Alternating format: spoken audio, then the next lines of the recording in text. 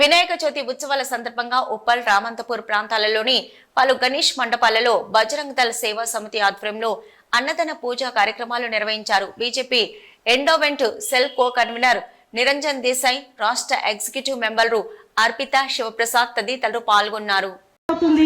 ప్రతి గణేష్ చవితికి ప్రతి ఒక్కళ్ళు కూడా అందరూ గెయిన్ అయ్యి ఇలాంటివి సెలబ్రేషన్ నవరాత్రులు అనేవి జరుపుకుంటూ ఉంటాము. అవునా?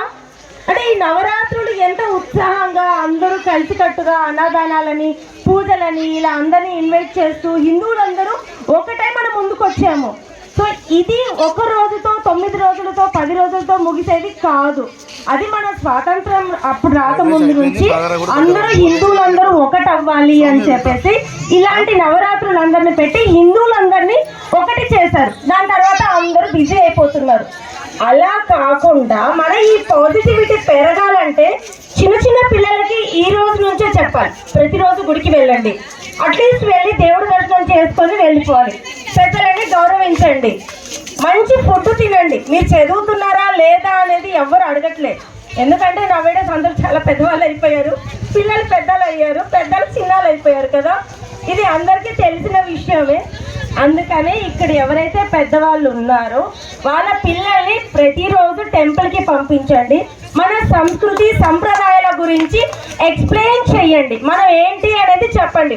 ఈ రోజు మేమందరం ఉన్నాము, హిందూయిజాన్ని కాపాడుతున్నాము. రేపొద్దున మీరంతా రెడీ అవ్వాలి.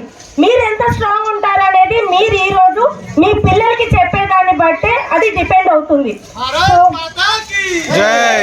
సో ప్రతి ఒక్కళ్ళు కూడా హిందూయిజాన్ని ఇలాగే కాపాడుకుంటూ ముందుకెళ్తారు. మెయిన్ వచ్చేసి తల్లులు, స్త్రీలు ముందుకు రావాలి. వాళ్ళు ముందుకు వచ్చారంటే అన్నీ అయిపోయినట్టే.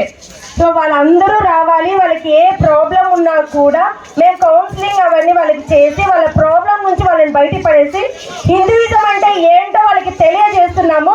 హిందూయిజానికి చాలా స్ట్రాంగ్ టీమ్ని జనరేట్ చేస్తున్నాము. సో దయచేసి స్త్రీలందరూ కూడా ముందుకు రావాలి. జై శ్రీరామ్.